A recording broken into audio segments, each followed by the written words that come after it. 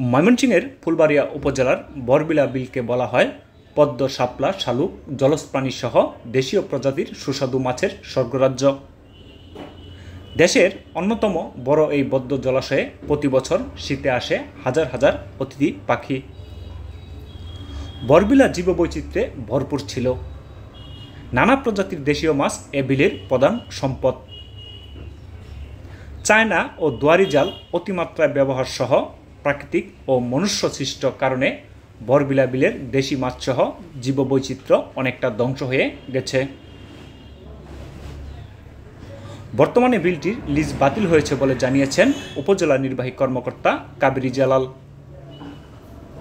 গতকাল ময়মনসিংহ ৬ আসনের সংসদ সদস্য মোহাম্মদ আব্দুল মালেক সরকার বিলটি উন্মুক্ত ঘোষণা করেছেন। এক সময় এ বিলে ৩৯ প্রজাতির দেশি মাছ পাওয়া যেত, এখন ২৪ প্রজাতির মাছ পাওয়া যায়।